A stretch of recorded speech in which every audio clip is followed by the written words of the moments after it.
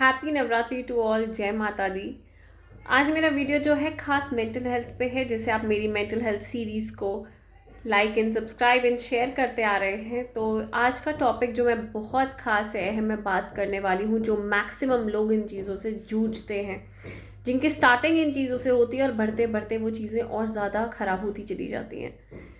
तो मेरा नाम है चांदनी और मैं आज आपसे बात करने वाली हूँ बहुत ही इम्पोर्टेंट टॉपिक फियर पे और एंग्जाइटी पे, जो लीड करता है आगे आने वाले टाइम में। जैसे धीरे धीरे हम उस चीज़ को ज़्यादा बढ़ावा देते हैं, उसको टाइम पे सोल्यूशन नहीं सीख करते हैं, वो बढ़ जाता है और कभी वो डिप्रेशन में, कभी वो और चीज़ों में भी तब्दील हो जाता है।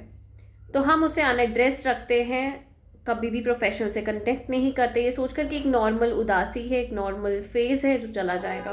हम अपने एंड पे इसको सॉल्व करना चाहते हैं।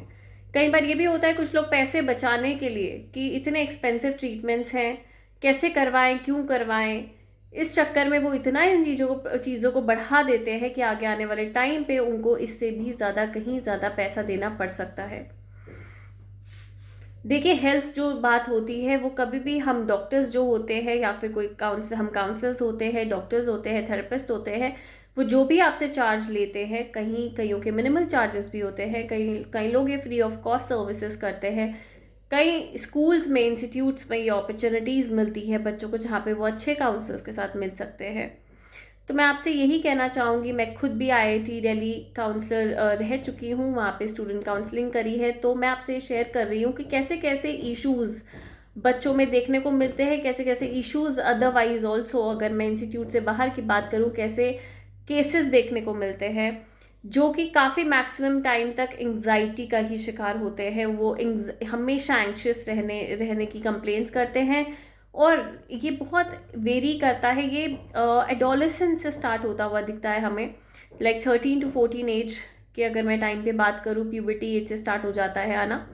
कहीं फियर्स ऐसे होते हैं।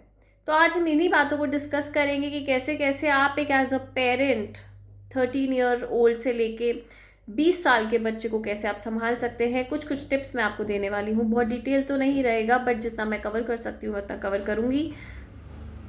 एज वाइज बात करें तो अब हम कहते हैं कि बच्चों को क्या स्ट्रेस रहेगा, बच्चों को पढ़ाई का स्ट्रेस रहेगा, कंपटीशन का स्ट्रेस रहेगा, बच्चों को ये भी हो सकता है कई बार बुली कर रहे हों कुछ बच्चे, या छेड़ते हों। नॉर्मली उनके लिए वो शायद वो छेड़ना बहुत आम बात होती है। कई लोग बहुत ज़्यादा इमोशनल होते हैं, कईयों को छोटे छोटे मजाक भी बहुत बुरे लगते हैं। पर हाँ, अगर वो बहुत खास दोस्त के साथ किए हों, बहुत खास दोस्त ऐसा कोई कर रहा हो तो खैर कोई प्रॉब्लम नहीं भी दिखाते कुछ बच्चे। बट कोई ऐसे लोग जिनसे ऑलरेडी इतनी अच्छी बातचीत नहीं है बच्चों की और आपस में दोस्ती नहीं है, और ऐसे अगर लोग उनका किसी भी रीज़न से मजाक उड़ाते हैं तो वो उनको इमोशनली हर्ट करता है। पहली बात मैं ये पेरेंट्स से कहना चाहूँगी कि जो इन एज के बच्चे हैं, पेरेंट्स उनके साथ फ्रेंड्स बने, उनसे जानने की कोशिश करें, डिफरेंट डिफरेंट बातें जानने की कोशिश करें, उनको उतना स्पेस दें ताकि वो आपके एक अच्छे दोस्त बन सके, आपसे शेयर कर सके बातें, ताकि आने वाले टाइम पे आप उनको सही डायरेक्शंस दे सके। अक्सर हम कंप्लेंट करते हैं बच्चे तो हमारी बात सुनते ही नहीं है, हमें बात ही नहीं बताते हैं। इनमें बच्चों की कोई गलती नहीं है, ये पेरेंटिंग का ही फॉल्ट है। अगर आप एज अ पेरेंट उनको स्पेस ही नहीं देंगे, इनफैक्ट आप दोनों के रिलेशनशिप में, हस्बैंड वाइफ के रिलेशनशिप में, किसी आपकी फैमिली के रिलेशनशिप में, अगर हमें स्पेस ही नहीं मिलता है, सारा दिन स्ट्रिक्टनेस का शिकार होना पड़ता है, सारा दिन हमें अगर हम सच बोल दें या फिर कुछ बात शेयर कर दें और हमें उसके ऊपर कुछ 4 बातें सुनने को मिल जाए, तो अगली बार हम क्या डिसाइड करते हैं, हम नहीं बताएंगे। तो ऐसे ही बच्चों के साथ होता है, अगली बार वो भी नहीं बताते। बच्चों को ब्लेम करने की बजाय, बच्चों को ये कहने के बजाय ऐसे इंसान की संगति छोड़ दो, उसको ये समझाओ कि ये चीज़ें कैसे हैंडल करते हैं, ऐसे लोगों की संगति में रहते हुए भी कैसे हैंडल करते हैं, कैसे सही गलत का फ़र्क करते हैं, उनको एक्सप्लेन करो। अगर आपके पास इतना टाइम नहीं है तो अनफॉर्चुनेटली आपको फिर प्रोफेशनल हेल्थ लेनी ही पड़ेगी, क्योंकि हेल्प लेनी ही पड़ेगी। मैं आपको अनफॉर्चुनेटली इसलिए कह रही हूँ क्योंकि जो लोग पैसा देने से बचते हैं और बच्चों की लाइफ को आगे आने वाले टाइम पे, उनके एडल्टहुड को भी डैमेज कर देते हैं, क्योंकि उनकी इंटरवेंशन ही नहीं कराते एडोलेसेंस में या चाइल्डहुड में, जब वो ट्रॉमा से गुजर रहे होते हैं, जब वो तकलीफ़ों से गुजर रहे होते हैं, जब उनके मन में 1000 सवाल पैदा होते हैं। अगर उसी एज ग्रुप में अगर हम उनको एड्रेस कर दें तो ये तकलीफ़ें आगे आने वाले टाइम पे पीढ़ियों पे नहीं दिखेगी, आगे आने वाली जनरेशन पे नहीं दिखेगी, एडल्टहुड में नहीं दिखेगी। क्योंकि एडोलेसेंस में कैसे कैसे टाइप के ट्रॉमास होते हैं हम समझ लेते हैं। ये भी होता है कि पेरेंटिंग जो है बहुत डिफरेंट काइंड ऑफ है, बहुत लीनियंट है, दखलंदाजी बहुत ज़्यादा है या तो बिल्कुल भी नहीं है।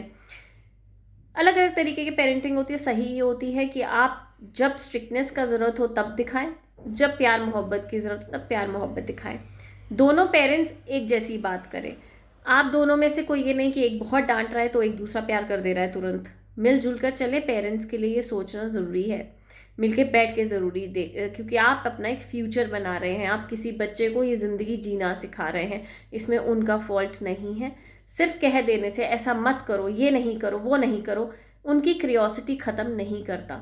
आपको ये समझना पड़ेगा कि अगर आप उनको एक बार को मना करते हैं, उनके अंदर, कई बच्चों के अंदर ये क्रियोसिटी आती है किस चीज़ के लिए क्यों मना किया, ये कितना डेंजरस हो सकता है, उनको नहीं पता। तो वो सोचते एक बार करके देखते हैं, इसके कॉन्सिक्वेंसेस क्या होंगे, क्या पता ना हो, क्या पता हम बताएं ही ना अपने पेरेंट्स को इसके कॉन्सिक्वेंसेस, एक बार देखते हैं, क्या पता हम सही हों। इन चीज़ों के लिए आपको कम्युनिकेशन रखना बहुत ज़रूरी है। अपने बच्चे को वो स्पेस देना ज़रूरी है जहाँ पे वो आपके साथ कम्युनिकेट अच्छे से कर पाए।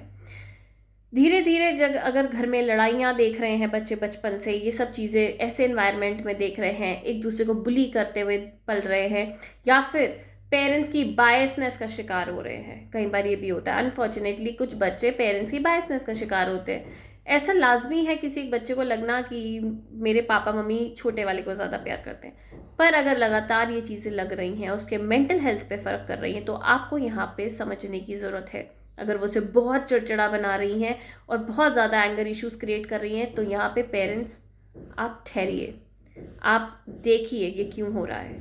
आपको यहाँ पे ये अलार्म है कि आपको, ये वार्निंग है कि आपको एक प्रोफेशनल को दिखाना पड़ेगा। तभी हम जैसे प्रोफेशनल्स, मेंटल हेल्थ प्रोफेशनल्स यहाँ पे आए हैं, इतनी स्टडी करके आगे बढ़ते हैं। हम अलग अलग तरीके की चीज़ें, रिसर्चेस पढ़ते हैं, बहुत कुछ करते हैं ताकि हम आप जैसे पेरेंट्स को या फिर आप जैसे एडल्ट्स को हेल्प कर सकें। तो यहाँ पे आपका भी एक कंट्रीब्यूशन होना चाहिए ताकि आप एक प्रोफेशनल्स की तरफ एक उसी तरीके से देखें, ना कि उसको पैसा वेस्ट या टाइम वेस्ट समझें। This is one. अगर आपकी मेंटालिटी ठीक रहेगी तो ही आपके बच्चे की मेंटालिटी ठीक रहेगी। दूसरा, फियर की बात करते हैं आज।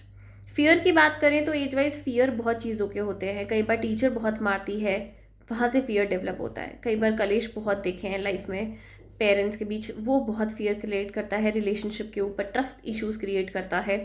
या फिर fear of being bullied, fear of being physically assaulted, fear of being many other things, bad touch.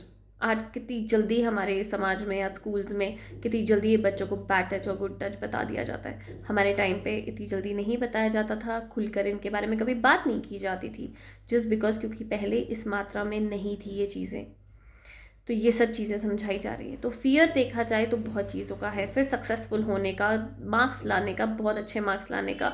अगर हम मार्क्स नहीं लाएंगे तो हम तो सक्सेसफुल इंसान ही नहीं बनेंगे। पेरेंट्स के द्वारा प्रेशर, पीयर प्रेशर, टीचर्स के प्रति प्रेशर्स, बहुत सारे प्रेशर एक बच्चा इंसान झेलता है। अगर मैं एडल्टहुड की बात करूँ, फिर उनको कॉलेज का प्रेशर, असाइनमेंट्स देने का प्रेशर, वहाँ पे भी मार्क्स का प्रेशर, एंट्रेंस एग्जाम्स का प्रेशर, कॉम्पिटिटिव एग्जाम्स का प्रेशर, हर टाइम प्रेशर में ही रहना। फिर जॉब का प्रेशर, बॉस का प्रेशर, कहीं ना कहीं टारगेट्स को अचीव करने का प्रेशर ताकि वो अपनी सैलरी में बढ़ोतरी कर सके, एक अच्छा पैकेज ले सके। या फिर शादी का प्रेशर, रिलेशनशिप्स के प्रेशर। स्ट्रेस की बात करूँ, फियर ऑफ प्रेशर से ज़्यादा रिलेशनशिप, कैसे रिलेशनशिप ख़राब हो रहे हैं उसका stress, fear of losing people, insecurity, बहुत भर भर के चीज़ें आ रही हैं। मैं शब्द यहाँ पे अगर बोलने चली तो पूरी रात निकल सकती है।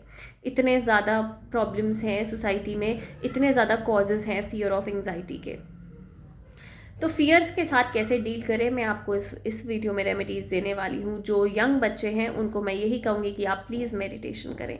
थोड़ी देर आप बाहर जाकर एक्टिविटीज़ करें, फ़ोन को छोड़े, कंटेंट्स को ना देखें, ऐसे जो कंटेंट्स आपके काम नहीं आने वाले। अपने बच्चों को उन कंटेंट से दूर रखें, जैसे लड़ाई झगड़े वाले कंटेंट्स जो आजकल हम बोल रहे हैं कि कुछ ऐसी गेम्स आ जाती हैं, जो पबजी जैसी गेम्स आती हैं। मैं स्पेशली ये नहीं कहती कि पबजी गलत है, बट कुछ एज ग्रुप्स के लिए ठीक नहीं है। उनको फाइटिंग, एक अचीवमेंट का, हर गेम में एक लेवल होता है, एक हद से ज़्यादा एडिक्शंस ले लेना हर गेम को किसी एक मात्रा में खेला जाए तो सही है, कुछ देर के लिए खेला जाए तो सही है। अगर आप किसी भी गेम को बच्चे को दे देते हैं एक अचीव करने के लिए, आप ये जानिए कि अगर वो अचीव करेंगे, उसको हर लेवल को अचीव करने के लिए उनकी फ्रस्ट्रेशन लेवल बढ़ता जाता है, वो उसी में लगे रहते हैं और उससे ज़्यादा उनकी एडिक्शन पैदा हो जाती है। टीवी देखना, बार बार सीरीज़ आ रही हैं, सीरीज़ ऑफ सीरीज़ देखना एडिक्शन बन जाता है, क्यूरियोसिटी पैदा करता है। तो किसी भी चीज़ की एडिक्शन से बचाएं, क्योंकि अकेलापन उनको खाता है, इसीलिए वो उन चीज़ की एडिक्शन पैदा करते हैं। अकेलापन कहाँ से आता है? पहले ये स्टार्ट होता है, फिर उनको ये एंग्जाइटी भी देता है, डिप्रेशन भी देता है। तो मैं कहूँगी कि इस टाइम पे आपको ये समझना है कि fear of lot of list can lead to many many many many problems. काफ़ी प्रॉब्लम्स को ये लीड कर सकता है। तो आप इवन एडल्टहुड में करता है addictions of substance, addiction of any games और पोर्नोग्राफीज़ और एनीथिंग। काफ़ी चीज़ें ये चीज़ हमने देखी पाई है, क्योंकि ये सिर्फ और सिर्फ स्ट्रेस और फियर और एंग्जाइटी का ही ये कॉन्सिक्वेंसेस हैं। तो मैं कहूँगी कि ये फियर को डील करने के लिए यंग एज के बच्चे मेडिटेशन करें, बाहर जाकर आउटडोर गेम्स खेलें, पेरेंट्स उनके साथ जितना हो सके कम्युनिकेटिव गेम्स खेलें, जैसे कैरम बोर्ड हो गया, लूडो हो गया, घर में खेलें, ठीक है। और इंडोर गेम्स का हिस्सा बने ताकि आप उनका ट्रस्ट जीत सकें, उनके साथ कम्युनिकेशन अच्छे से बिठा सकें। जर्नलिंग करना सिखाएं उनको, पॉजिटिव जर्नलिंग करना सिखाएं और अपनी इश्यूज़ को कैसे एनालाइज करते हैं उसकी जर्नलिंग करना सिखाएं, जो कि मैंने अपने पहले वीडियो में बोला है, बताया है कैसे कर सकते हैं। ऑल्सो कुछ ऐसी गेम सिखाएं जिसमें गुड और बैड थिंग्स क्या होती हैं, क्यों होती हैं, उसके बारे में आप अच्छे से कम्युनिकेट कर सकें। जैसे फॉर एग्ज़ाम्पल कि लिटर थ्रो करना बाहर डस्टबिन से अच्छा नहीं है। क्यों? क्योंकि वो पैदा करता है बीमारियां। पर ये अगर आप डस्टबिन में फेंकेंगे तो क्योंकि ये सही से जो हमारे हेल्पर्स हैं वो उसको उठा के लेके जाएंगे, सही जगह पे डंप करेंगे ताकि वो अपनी जगह जाए और पोल्यूशन ना हो, राइट।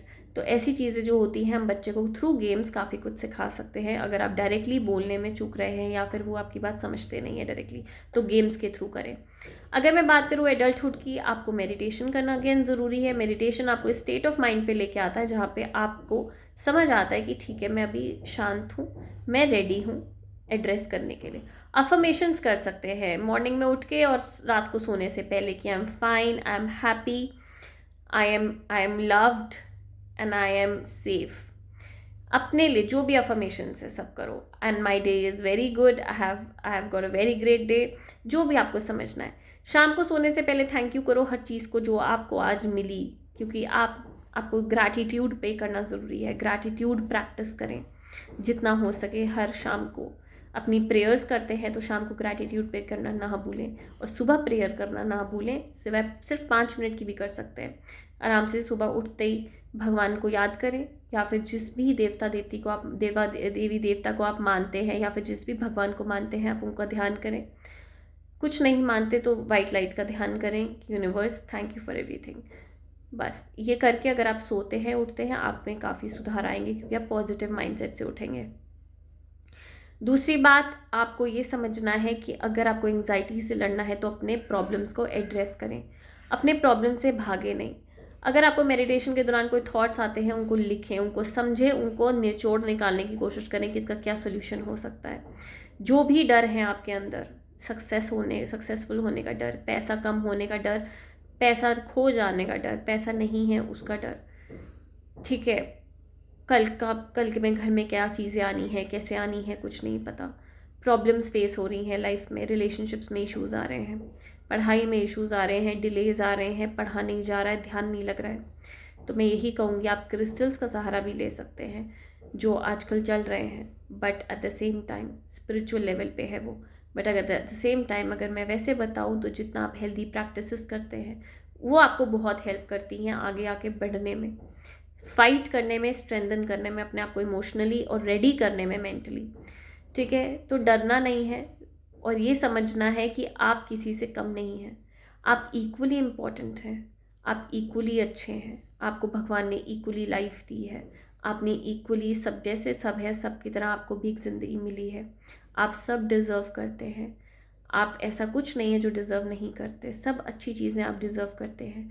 कईयों के पास जल्दी आती हैं, कईयों के पास लेट आती है, कईयों के पास अगर नहीं भी आती, जो भी परिस्थितियाँ हमारे साथ हैं उसमें जो भी अच्छा हो रहा है हमारे साथ, अगर आप पॉजिटिव रहेंगे आपकी सिचुएशन बहुत पॉजिटिव हो सकती है। क्योंकि जब हम पॉजिटिव रहते हैं तो हमारे माइंड के ब्लॉकेजेस खुल जाते हैं और हम उससे सोल्यूशन ढूंढने की क्षमता रख पाते हैं। अगर हम स्ट्रेस में, ग्रीफ में रहें और दुख मनाते रहे सारा टाइम, डर में बसे रहें, तो हमारे साथ क्या होता है, हमारे मेंटल ब्लॉकेजेस होने लगते हैं।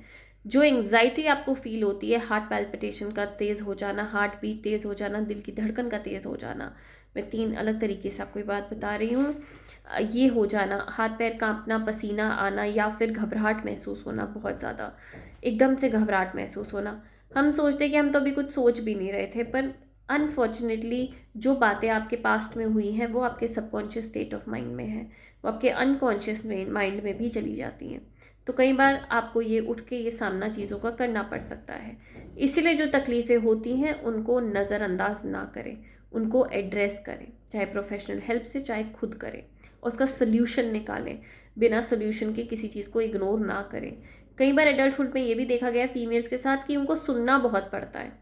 तो मैं ये आपको बस छोटी सी एक एग्जांपल देना चाहूँगी कि सुनने के बाद से जो इंसान हमें समझ ही नहीं आता, जो इंसान हमें पसंद ही नहीं आता, जिसके साथ हम रह भी रहे हैं, कोई भी इंसान हो, कोई भी फैमिली मेम्बर हो, हमें वो पसंद नहीं आता है, हमें उसकी बातें पसंद नहीं आती है, सब कुछ अच्छा नहीं लगता है, फिर भी हमारी मजबूरी है उस घर में रहना, उनके साथ रहना, रिश्ता निभाते रहना। ठीक है, मैं मारपीट की या सिवियर बातों की बात यहाँ नहीं कर रही हूँ, that is different, but normally चीज़ों की बात कर रही हूँ। अगर आपको ऐसा लगता है कि ये चीज़ें मुझे तंग करती हैं, तो मैं आपको यहाँ पे एक बात बताना चाहूँगी कि एक मॉन्क था, छोटी सी स्टोरी है, थोड़ी शॉर्टकट में बता रही हूँ। तो वो गया मॉनेस्ट्री में अपनी मेडिटेशन करने। तो उसने कहा, अरे यहाँ पे तो सब चलते रहते हैं, पैरों की आवाज़ आ रही है, ये कैसे मेडिटेशन कर रहे हैं, चलो मैं जंगलों में चलता हूँ। तो वो जाता है वन में, जंगल में, ताकि वहाँ पे मेडिटेट कर सके। फिर किसी पेड़ के नीचे जगह धारण करता है, वहाँ पे बैठता है और फिर मेडिटेशन में ध्यान में लग जाता है। जब वो ध्यान में लगता है तब उसको आवाज़ आती है चिड़ियाओं की, पंछियों की, पंछी उड़ रहे हैं, साथ में गिलहरियाँ जा रही हैं, थर थर पत्थरों की आवाज़ें आ रही हैं, पत्तों की आवाज़ें आ रही हैं, झरने की आवाज़ें आ रही हैं, परेशान हो जाता है। फिर वो जाता है नदी के बीच में, एकदम बोट लेके नदी के बीच में बैठ जाता है। देखो कितनी शांत नदी है, यहाँ करूँगा मैं मेडिटेशन, यहाँ ध्यान लगाऊंगा। जैसे ही वहाँ ध्यान लगाता है, थोड़ी देर बीतती है, मछलियाँ थरथराने लग जाती हैं पानी में, फड़फड़ा के ऐसे पानी को पूरा उछल पुछल कर देती हैं, बड़ा परेशान होता है। फिर थोड़ी देर में उसको एक चीज़ रियलाइज़ होती है कि ध्यान लगाना, पीसफुल माइंड में रहना, सही काम एंड कंपोज स्टेट में रहना, ये मेरी चॉइस है। पंछी, मछलियाँ, आसपास के लोग जो चल रहे हैं, उन्होंने नहीं सोचा कि मैं ध्यान में जाऊँ, या वो ध्यान में नहीं जाना चाहते, वो अपने कार्यों में लगे हैं, वो अपने काम में लगे हैं जो उनको डेली पर्पस पे करने हैं। ध्यान में जाना, काम कंपोज रहना, ये मेरी अपनी चॉइस है। तो मुझे ही शांत होना पड़ेगा, मुझे सीखना पड़ेगा कि कैसे मैं आसपास की चीज़ों को इग्नोर कर सकूं, कैसे मैं उनको अनसुना कर सकूं, जो चीज़ें मेरे लिए ज़रूरी नहीं हैं, जो लोग मेरे लिए ज़रूरी नहीं हैं, उनकी बातों को अनसुना करना। अनसुना मतलब इम्पोर्टेंस नहीं देना, उतनी इम्पोर्टेंस नहीं देना कि दिल पे लग जाए, दिल दुख जाए, उदास हो जाए, तुम्हारी पूरी मेंटल स्टेट हिल जाए।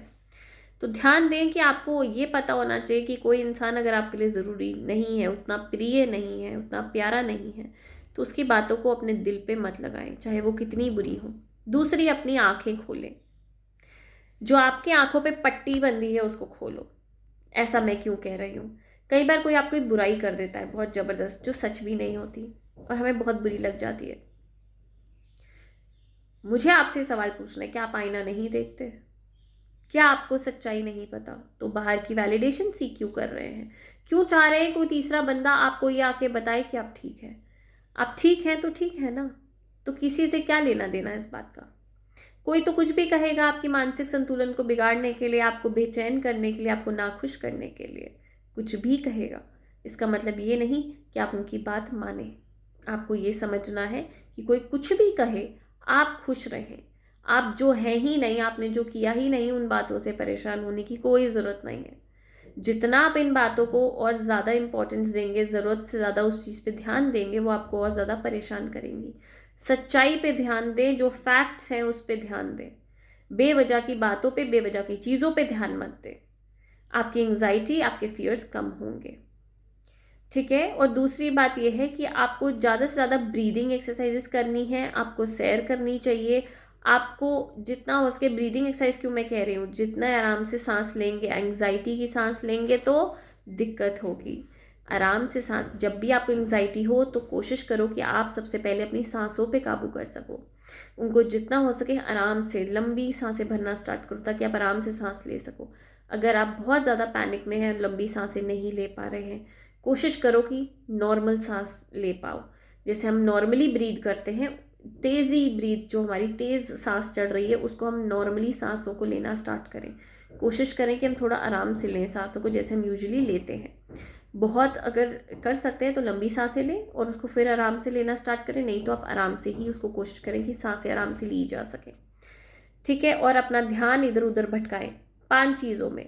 जब भी आप अकेले हैं, आपको डर लग रहा है, आपको एंग्जाइटी हो रही है, तो कुछ भी 5 चीज़ें नोटिस करेंगे हम कि हमें क्या दिखाई दे रहा है। कुछ भी 5 ऐसी चीज़ें देखो जो आपके आसपास है। कुछ भी 5 चीज़ें ऐसी सुनो जो आपके आसपास साउंड आ रहे हैं। कुछ भी 5 चीज़ें ऐसी रंग चूज़ करो, रंग आसपास देखो जो समझ आ रहे हैं। फिर कुछ ऐसी चीज़ें जो आपको, आपके म्यूज़िक हो गया जो आपके कानों को सुनाई दे रही है, कुछ ऐसी आवाज़ें 5 आप नोटिस करो। ऐसी खुशबू कुछ 5, या फिर जितनी भी आपके समझ में आ रही है ऐसा कुछ। तो ये अगर आप इधर उधर अपने 5 सेंसेस पे ध्यान दे सकते हैं और इधर उधर उसको लगा सकते हैं तो आपको आपको मदद मिलेगी इन चीज़ों से, अगर आप अकेले हैं, और आप कैसे हैंडल करें इन चीज़ों को। और एंग्जाइटी को हैंडल करने के लिए अगर बहुत ज़्यादा है तो मेडिकल एड लें, प्रोफेशनल को अगेन कांटेक्ट करें। इन चीज़ों से भागे नहीं, प्लीज़ समझदार बने, ना समझ ना बने अपनी तबीयत को लेकर, क्योंकि मेंटल हेल्थ बहुत ज़रूरी है। मेंटल हेल्थ का असर आपकी सीधा फिजिकल हेल्थ पे पड़ता है। आपकी हार्ट पैल्पिटेशन हाई होगी तो ऑब्वियसली आपके हार्ट पे बहुत प्रेशर पड़ेगा। ठीक है। तो प्लीज़ ध्यान दें इन चीज़ों का। और नींद अच्छी लाने के लिए रात को रिलैक्सेशन म्यूज़िक सुने, मेडिटेशन करें सोने से पहले। मेडिटेशन मतलब म्यूज़िक चलाएं और आराम से लेट जाएं, उस म्यूज़िक पे ध्यान दें। लाखों बातें आएंगी दिमाग में, अगर बहुत ज़्यादा बॉदर करती हैं तो लिखना स्टार्ट करें कि मुझे ये चीज़ें तकलीफ़ें देती हैं, उनको एड्रेस करें, उनका पॉजिटिव निचोड़ निकालें, दबंग बने, उन चीज़ों को समझें। जैसे फॉर एग्जांपल मुझे ये बॉदर किया कि कल मुझे एक बच्चे ने धक्का मार दिया, तो मैं ये सुबह मेरे को बहुत परेशान किया कि देखो कितना बदतमीज़ है, उसने मुझे धक्का मारा, कैसे मारा, ऐसा कैसे कर सकता है। बट अगर मेरे को इस चीज़ों से लड़ना है तो मैं क्या करूँगी, बच्चे से नहीं लड़ूंगी, मैं ये चीज़ का समाधान निकालूंगी कि अच्छा ठीक है उसने मुझे धक्का मारा, हो सकता है परेशान हो सकता है मुझे, शायद मैंने ऐसा बोल दिया इसलिए ये परिस्थिति बन गई कि उसने मुझे धक्का मार दिया इरिटेट होके। आगे से मैं ध्यान रखूंगी कि मैं शायद उसको ऐसी बातें बोलूँ ही ना जिससे उसको और गुस्सा आए। अगर गुस्सा आ रहा है तो मैं वहाँ से चली जाऊँ, ताकि इतना ज़्यादा नौबत ही ना आए कि वो मुझे धक्का मारे। तो मैं अपने एक्शंस को, अगर जिस दिन आप गलतियों को ये समझें कि गलतियाँ कुछ नहीं होती हैं, अगर जिस दिन आप ये समझें कि सबसे सारी चीज़ें मेरे थ्रू हो रही हैं, उस दिन आप ज़िंदगी में कामयाबी की सीढ़ी चढ़ना स्टार्ट कर देंगे। जैसे कि कोई आपसे बदतमीज़ी कर रहा है तो आपको उसको गाली देने की बजाय खुद ध्यान देना है कि मैंने ऐसा क्या किया जो इसको इतनी इजाज़त मिल गई कि ये मेरे पास आकर मुझसे बदतमीज़ी कर गया। क्या मैंने इसको ज़्यादा इज्जत दे दी, क्या इसको ज़्यादा ज़रूरत से ज़्यादा इम्पोर्टेंस दे दी, अहमियत दे दी इसको। तो क्या ऐसा हुआ कि हमारी क्या गलती थी। जैसे रिश्तों में मारपीट होना, हमने एक बार अगर इंसान को नहीं रोका, हमने इंसान से एक बार वैसे बात नहीं की, तो ये रोज़ाना बन जाएगा चीज़ों का, उसका हैबिट बन जाएगी। तो ये चीज़ आपको देखने की, सब कुछ आपसे शुरू होता है। जो चीज़ें आप अलाउ करेंगे वही आपके पास आएंगी। तो आप मैग्नेट बन जाते हैं। कोशिश करें कि गलत चीज़ों को ना मैग्नेट, गलत चीज़ों का मैग्नेट ना बने, गलत चीज़ों को कभी भी बढ़ावा ना दें। अपना ध्यान दें, अपने एक्शंस पे ध्यान दें। कहते हैं ना अपने एक्शंस पे ध्यान दो दूसरा चेंज होता है, वो इसीलिए कहते हैं कि अगर आप ही इजाज़त नहीं देंगे लोगों को बदतमीज़ी करने की या फिर कुछ गलत कहने की, कभी भी कोई कुछ कहने की हिम्मत नहीं होगी किसी कहने की। अपना ध्यान दें, आगे मेरी सीरीज़ के साथ जुड़े रहें। Thank you so very much. और मेरे चैनल को सब्सक्राइब ज़रूर करें, लाइक शेयर करें इस वीडियो को ज़्यादा से ज़्यादा, ताकि बहुत लोगों तक जा सके। और हाँ, एक और रेमेडी, पानी ज़रूर पिएं। अच्छी मात्रा में पानी पिएंगे, एंग्जाइटी कम रहेगी आपको। ठीक है। कोशिश करें कि आप चार्ज्ड वाटर भी पी सकते हैं, चांदी के ग्लास में पानी पी सकते हैं। और चंद्रमा के पूर्णमासी वाले दिन, क्योंकि मैं एक टैरो कार्ड रीडर भी हूँ, स्पिरिचुअल गाइड हूँ, तो मैं आपको बस ये बताना चाहूँगी, पूर्णमासी वाले दिन चंद्रमा के नीचे वो पानी रखें, 11 दिन तक उसको ज़रूर पिएं। आपकी मानसिकता, आपका दिल शांत होगा, इमोशंस शांत होंगे। वाटर डिफाइंस इमोशंस, तो पानी की मात्रा अपने शरीर में बिल्कुल ठीक रखें, सब ठीक रहेगा। जो इम्पोर्टेंट है उसी को सुने, उसी को ही जवाब दें, उसी को ही समझें। खामखा अपने आप को रिमोट कंट्रोल मत बनाएं कि कोई किसी और, आपका कोई और रिमोट हाथ में लिए बैठा है और आपके इमोशंस को कंट्रोल कर रहा है। अपने इमोशंस अपने हाथ में लें। इमोशनली स्ट्रेंथन होना इसी को कहते हैं। और किसी भी भय से, किसी भी डर से, किसी भी फियर से बाहर निकलें। ये सृष्टि बहुत आसान है, बहुत ही प्यारी है, इसमें कुछ मुश्किल नहीं है। हम बस उन परिस्थितियों को अगर सही ढंग से समझें, हर सिचुएशन का समाधान है, उसको निकालने की सोचें, तो डेफिनेटली हेल्प मिलेगी। किताबें पढ़ें जो आपको मदद कर सकें। नेगेटिव कंटेंट से दूर रहें। हर नेगेटिव इमोशंस को अपने से रेजोनेट ना करें, ये भी गलत है। अगर हम कोई भी नेगेटिव वीडियो देखते हैं, जैसे हमारे साथ मारधाड़ हुई या गाली गलौज हुई, तो अगर हम वैसे ही वीडियोस देखते हैं तो ये हमारे माइंड पे नेगेटिव इम्पैक्ट डालते हैं। आपकी सिचुएशन कुछ और है, आपको लड़ना है, सहना नहीं है। आपको समाधान निकालना है चीज़ों का। लड़ना से मेरा मतलब ये है कि आपको इंटरनल फाइट करनी है, अपने अंदर के जो डर है उससे लड़ना है। आपको समझदार बनना है, समाधान निकालने हैं चीज़ों के। ये यंग लड़कियों के लिए भी कहूँगी, लड़कों के लिए, अगर आपके साथ कुछ गलत हो रहा है तो हेल्प लें। चुप कर घर में ना बैठें। पेरेंट्स कैसे भी हों बट आपको हेल्प करेंगे, तो कोशिश करें ज़्यादा से ज़्यादा आप जितना हो सके गाइडेंस के अंडर रहें और हेल्प लेने में चूकें नहीं। ठीक है, thank you so very much. Do subscribe my channel and stay tuned for more videos.